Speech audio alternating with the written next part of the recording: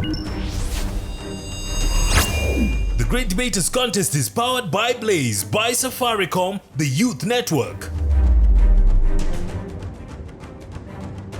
We do it big. We do it better. Ladies and gentlemen, this is the Great Debaters Contest Season 8. I am your host, Chris Boru. And I am Esperanza Kapanga. And this week we are in the birthplace of this contest, Nairobi region. Indeed, this is where it all began. And starting us off debating the motion, heads of state should be immune to prosecution. Proposing the motion shall be Brookshine School. And opposing the motion, we have Nairobi School.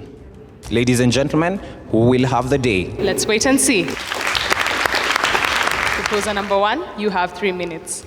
Prosecuting a head of state may come with its own baggage. This may include time wastage, unnecessary resources being diverted, and unnecessary tension being created among the citizens. Surely, is that the society that we want to live in? My name is Eric Mtua from Brookshine School, and I stand before you today to propose the motion that states that heads of state should be immune to prosecution. To my first point, granting a head of state immunity may allow him to perform his duties well, and hence he is able to make decisions that may benefit all his citizens. Take an example of our neighboring country, Rwanda. Paul Kagame, the Rwandese president, decided to take all this land that belonged to the state into his possession before distributing it equally to every citizen. Although it was not in the constitution, surely it was the right thing to do because we see that every citizen in that country benefits from that. That is the kind of presidents and heads of state that we need. Those who will make us to progress forward. And that is the only movement that we need. To my second point, heads of state should be granted immunity as if they face persecution, they may not have a clear mind and hence may not be able to delegate their functions fully. Take example of the Kenyan president, Uhuru Kenyatta. While he was still in office, was facing prosecution in ICC. What did he do? The continuous push and pull between the Uhuru Kenyatta and the court system in Netherlands made him not to perform his duties effectively. As you saw him, he was not sure or certain of where his fate would lie. Would he be found guilty or not? This kind of situation does not guarantee the country's progression to move forward. And if the country is not moving forward, my friends, I just hope there's another way. To my third point, granting the head of state immunity may ensure that he may make the toughest decisions that may benefit all that are affected. We are all familiar with the Westgate siege in 21st December 2013. Our president, Uhuru Kenyatta, was to make the toughest decision on who was to enter and save the lives of those who are endangered inside the Westgate. We don't know what happened. But all in all, although he avoided all those necessary and relevant authorities, he made the right call. And for that, we thank him because he saved the life of a little girl. The lives of very many people who until today are grateful. Thank you. First proposal, you have 3 minutes. Thank you, ladies and gentlemen, for such an opportunity to come and oppose the motion, heads of state should be immune to prosecution. In my point of view, I find this rather weird. Like, when you talk about immune, is the state of being against something. You are immune to diseases through the colostrum that you are offered in the first breast milk of your mom. That is immune. But when you talk about prosecution, is whereby one faces the rule of law according to the crime he or she commits. So, being immune to prosecution is about talking about so many things. Now, let us now focus on this, or the motion that says heads of state should be immune to prosecution. Does this rule of law lead a nation, or is it the president who leads a nation? Is it a head of state who rules a nation? When you race back to monarchical government, we see there are two types of monarchies. We have absolute monarchy and we have other monarchy. Now, these grants that a head of state should be under a certain conditions in order to govern a state perfectly. That is why I, Maruti Samson from the Nairobi School, strongly opposes this motion that heads of state should be immune to prosecution. Let us trace back from time in 1706 BC, where you find the introduction of this immune system to the heads of states. When you date back, we again decide to look at the knowledge in the Bible where most of us are best. We see that most of these leaders we have, they come around, they need to see what other people say, they need to hear what other people say. That is leadership. They see more than others see. But what if we give them total power? Let us take, for example, in your family or where you're sitting right now, and then say, now, you know what, guy, you are immune to everything, to any punishment, to any sort. What do you think can happen in a mainstream school? Once in a lifetime, there was this university in the United Kingdom that say the students say they should be given power to do everything. Do you know that after just 30 seconds, they were the ones against the administration to say, please, just let's reinstate order in school. When we give a person immunity, this person tends to be above the law, and it's the law that guides everything. If you eat, it means you're obeying to the law of nature. That means you're not against that. You're under it. You're against the rule of law of nature. We all go for short calls, long calls. Those short calls or long calls, they are a call of nature. And if we can respond to calls of nature in our normal beings, why can't we be under the law that we are focusing on other people? That is why I'm Maruti Samson, looking back to Uganda's Idi Amin Dada. He was above the law. And we all, ladies and gentlemen, got the evidence. We got everything that it takes to make a state under immunity. I arrest my case. Second proposal, you have 3 minutes for rebuttal. Thank you very much for granting me this opportunity to deliver my points to you today. It's such an honor to see your beautiful faces. My name is Joseph Matalanga, President-to-be, and I want to strongly propose the motion, heads of state should be immune to prosecution. My first point, prosecuting a head of state taints his image both locally and internationally. This, in turn, makes the service offered to the citizens to be negated. Some of the other leaders may withdraw their bilateral arrangements with the state. This will affect the state's economy and hence affect the state in general. To my second point, if the head of state is prosecuted and found guilty, he will have to forfeit his position in order to serve his jail time. Forfeiting his position leads to an electioneering period in our country. Election needs funds, and we all know that money ain't grown from trees. In case the integrity of the electoral body is in question, the losing candidate may take the body to the courts of law, and hence, if they lose, this may lead to a rerun. A rerun means more time will be wasted. When more time is wasted, the economy of the country downgrades. To my third point, the Constitution of Kenya provides the president with immunity from criminal and civil proceedings during the tenure of power in respect of what is done and what is not done during the exercise of power granted by the Constitution.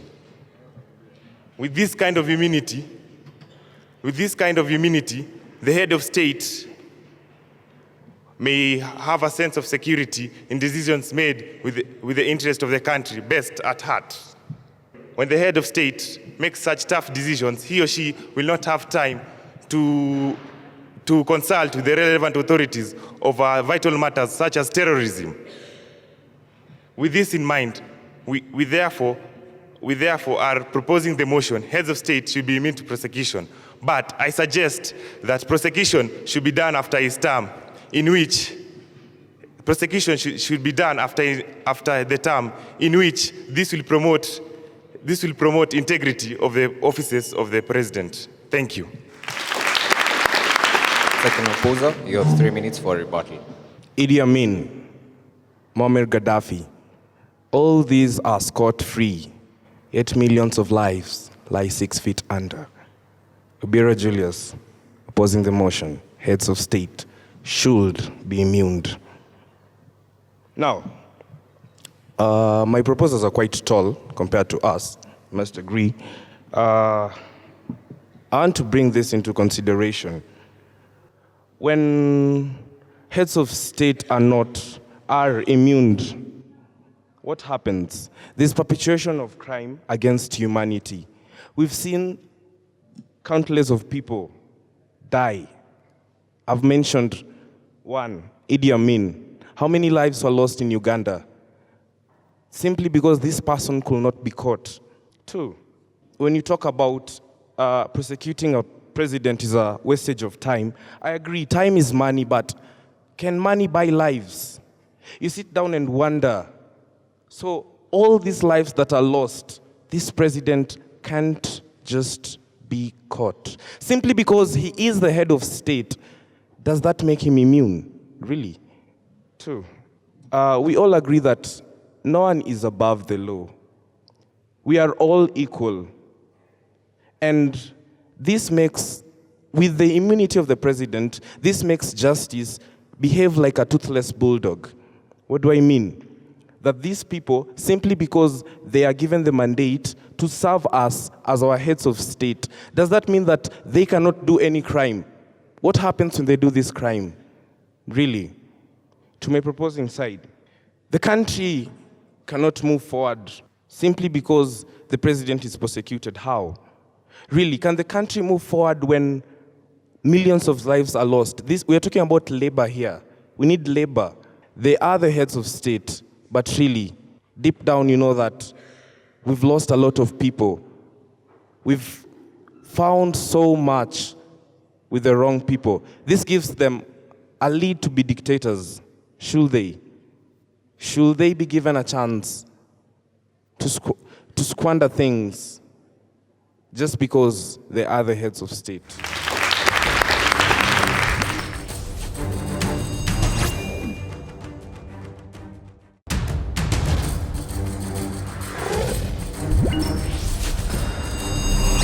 For the question session, the proposers have been asked, would they tolerate bad leadership just for the sake of saving time? And the opposers have been asked, what is the connection between the students mentioned by the first opposer and the heads of state? Proposer number 3, you have 3 minutes to answer the question. I will say that, first of all, I will answer the question that will be, or rather has been posed to my friends and I. We do not tolerate bad leadership only to save resources. Ask yourself how much money, or rather how much, the president and his deputy and other people spend. This is in regards to our country, Kenya. Information from tuko.co.ke spent traveling to the ICC because the ICC asked that these people have to be there in person. Alex Kialo coming in from Brookshine School, and I will be here to propose the motion that says presidents should be immune to prosecution. And I will ask my friends a question. How do you jail a head of state? How do you jail a head of state? The president, when the father of a family is not there, there is crisis because this is the person who is the breadwinner. And I repeat, when the father of a family is not there, there is crisis because this is the person who is the breadwinner. And I repeat, when the father of the nation, the head of state, is absent, there is crisis. The economy will go down, and so many other things will be affected. Important decisions may need to be made when the president is busy spending time in court. Who will make these decisions? Who will stand in for the president? Understand that important decisions have got to be made. When back in the day, Mwai Kibaki had to make a decision to send the Kenyan forces to Somalia, he had to consider the fact that some lives were at stake, and the decision that he made could have brought consequences. But what had he to do? He had to bring down the Al-Shabaab militia. Again, I repeat, he had to bring down the Al-Shabaab militia. Decisions have got to be made, people. Decisions have got to be made. and consequences are dire. And I go to my first point, which says, removal of immunity would give opposition parties something to capitalize or disrupt the government. In a country whereby opposition has dominated, you will understand that if they're given the slightest opportunity to remove the president, whether through court, or if they're given an opportunity to impeach the president, they will do it without any hesitation. And my question is, who will run the country on behalf of the president when he's spending his time in court? I will ask Julian Otieno, who is present here, will you accept to jail a president? You don't accept to jail a president simply because he's the leader of the nation and people depend on him. Thank you so much. Third opposer, you have 3 minutes to answer your question. Now, I'm here to answer the question that was posed to us, which was connection of students and the government. Now, we do know, fact, we are immortal. So when these leaders will resign, when these leaders will be out of power, will our nation just run free? No, we'll need leaders. The students, all of you seated here, are leaders of tomorrow. Now, somebody somewhere said, what are bad leaders? What of bad leaders? Now, you talked about the good leaders. They should have total immunity. Well, we should have no total immunity. They should be subject to prosecution. Facts. They are bad leaders in this world whereby evil sometimes reigns over good. There's things that affect the states, and you talked about election, time wastage. Technically, it's a very vital issue, so you cannot talk about time wastage over important issues. Important issues require time. They require planning. They require a lot of research. We'll use the money, yes, but we'll get a good leader to lead this country into its greatness. Now, if you're talking about funds, well, technically that's being a cheapskate. You jail head of states. You asked, how do you jail head of states? Well, technically you jail them when they're in wrong, because we all know some people do go wrong. Examples here, the Bulgarian president, Omar al-Bashir, Adolf Hitler, we all know he was a very, very ruthless dictator, and the president of Syria. We also know of people who squander money, resources, like the president of Brazil. On to my first point is that of squandering. And we are the opposition in this motion. And technically, the opposition are the watchdogs of any successful nation. So if we are the opposition, we are the watchdogs here. Now, we have to watch out for these bad leaders. We have to watch out for these bad things going on in our society, like the squandering of resources. I mean, you cannot take so much land, and there are people who are squatters here, and there are so many cases, but you don't take care of them, all because you have immunity. Now, you have immunity, you take all the land, you take all the money, what do you leave to the citizens? I mean, a wise dictator once said, the government is for the people, by the people, and from the people.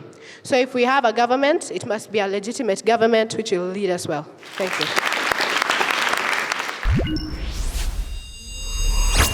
Proposition, you have 1 minute for a final statement. Thank you so much. This wise dictator that my friend is talking about is Abraham Lincoln.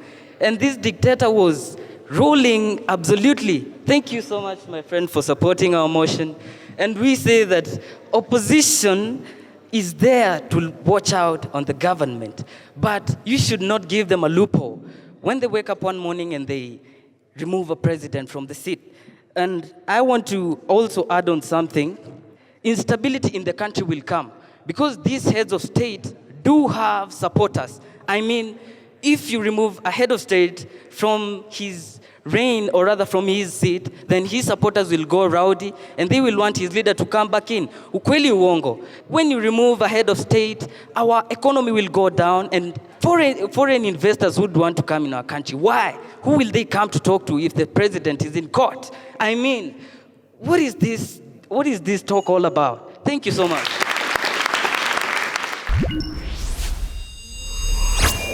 Opposition, you have 1 minute for final statement. Heads of state should be immune to prosecution. Wow. We really have to understand the motion well. By my great level of understanding, prosecution doesn't mean you jail the person. It's simply taking that person in accountability in the law. Taking that person to court, basically. So when we argue out that heads of state should be immune to prosecution, we don't mean you jail them. We are simply telling them they can be taken to law to be accountable for each and every decision they make. Now, what happens when you when there is no way of accounting to their decisions? What happens? Embezzlement of funds. Lives are lost simply because no one can ask them anything. Are they above the law? Really? Gratitude.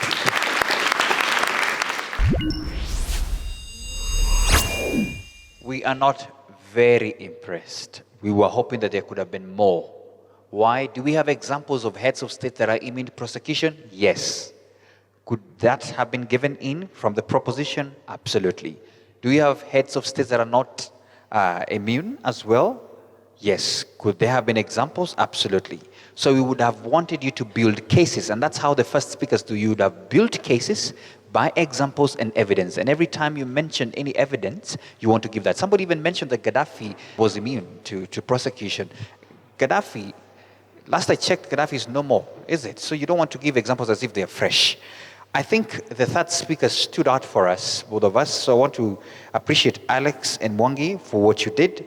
However, you want to understand your roles, especially for the second speakers. Cross-examination is important. I think Levy came in quite late in cross-examination. That's your role. But I want to appreciate what you did, and all the best. Let's wait for the results. Ladies and gentlemen, the judges have deliberated with a difference of 1%. We have 65% and 64%. But the school that takes the day today is Brookshine. Congratulations to both teams. Remember, the debate may be over, but the conversation still goes on sustainable development goals. Our hashtag is GDC for SDGs. Until next time, I'm your host, Chris Boru. And I am Esperanza Kapanga. Catch you next time.